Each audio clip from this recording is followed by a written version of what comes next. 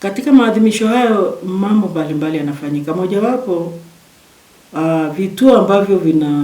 vituo na shule ambavyo vinatunza watoto au watu wazima wenye hii hali pamoja na wengine wanaalikwa kuonyesha kwamba wanaweza kufanya mambo mbalimbali.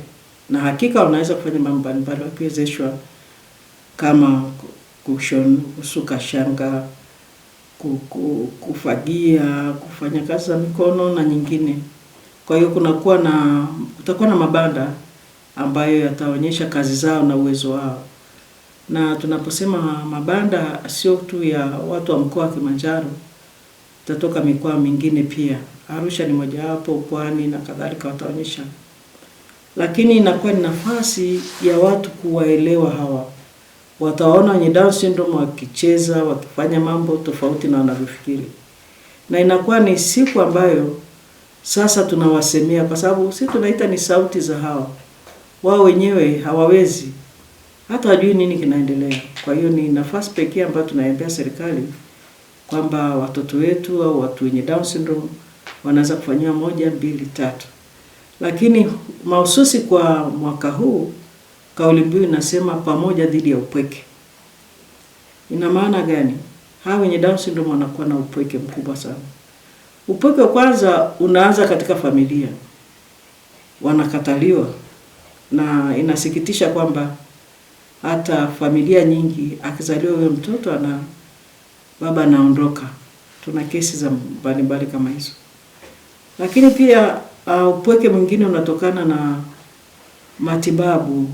Hawapati matibabu yale ambayo pengine yalikuwa yafanyike, lakini kwa ajili ya gharama wanashindwa kuyapata. Mifano tu ni kwamba wakizaliwa wengine wanakuwa na matundu ya moyo, na haya lazima yafanyiwe upasuaji, na gharama ya upasuaji ni kubwa sana.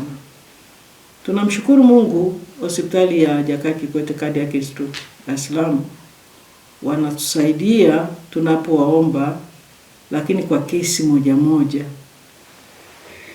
Tunatamani kwamba kuwe na mfumo ambao mwenye Down syndrome anafanywa upasuaji bila kupaswa kupitia ustawi wa jamii wa pale, kwamba ni yeye anahitaji upasuaji basi ufanyike. Kwa hiyo gharama zigharimiwe na serikali pale inapowezekana.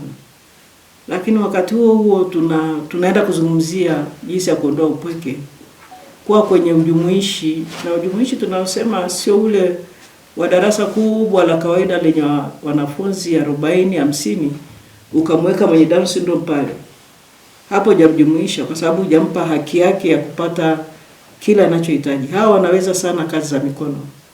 Ukimwelewesha kazi yote ya mkono anafanya, tena anafanya kwa uaminifu kabisa. Kwa hiyo kama wakiweza kujumuishwa kiusahihi, wataweza kuepuka na hii hali ya kuwa na upweke.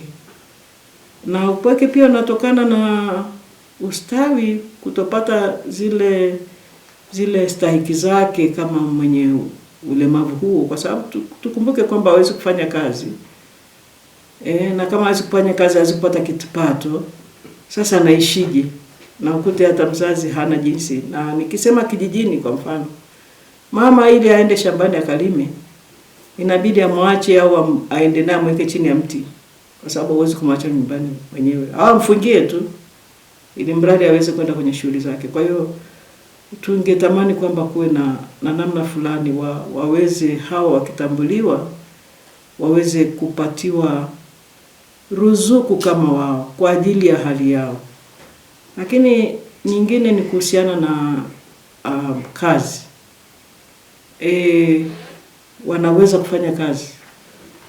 Wanaweza kufanya kazi zile za mikono zisizotumia akili nyingi. Hata kwenye ofisi kutoa faili hapa kupeleka pale, akielekezwa angefanya. Lakini hawapati hiyo fursa ya kufanya kazi kwa sababu hawana vyeti. Na kazi unaambiwa una certificate una nini, yeye hawezi kuwa nayo, lakini ana ujuzi. Lakini pia ingewezekana wakafundishwa zaidi vitendo, vyuo kama vya VETA, ufundi stadi, au katika shule za sekondari za kawaida kikawepo kitengo kwa ajili ya hawa. Wao wanafanya kazi zao za mikono, lakini wanapotoka nje wakati wa break wanacheza pamoja. So katika kukaa pamoja, wana socialize, wanaondokana na ile hali ya kujisikia kwamba wako peke yao. Yako mambo mengi sheria pia iweze kukidhi haja zao. Kwa mfano, mikopo inayotolewa kwa watu wenye ulemavu haiwafikii wao japo wana ulemavu, kwa sababu hawawezi kufanya biashara wenyewe. Lakini kumbe mzazi wake angewezeshwa akafanya biashara, angeweza kumsaidia huyo mtoto. Kwa hiyo yako mambo mengi ambayo tunasema yakifanyika yataondoa upweke kwao. Lakini kwa jamii nzima kuwakubali.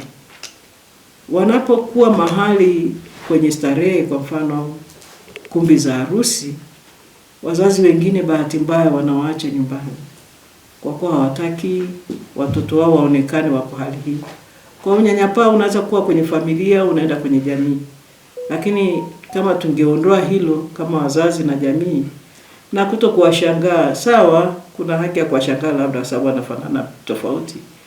Lakini kumbe ukiwajumuisha zaidi ni watu ambao wako kama watu wengine tu wazuri, wanaweza kufanya mambo mengi, wana taaluma mbalimbali za aina yao. Nikitoa mfano wa binti yangu, kwa mfano, anajua kuogelea sana na alipata medali za watu waliogelea wenye ulemavu Dar es Salaam. Anaweza kafundisha shule ya awali, sio kwa sababu anajua kusoma sana, lakini anajua zile herufi kama CAT atazistaja, lakini hawezi kusema ni cat.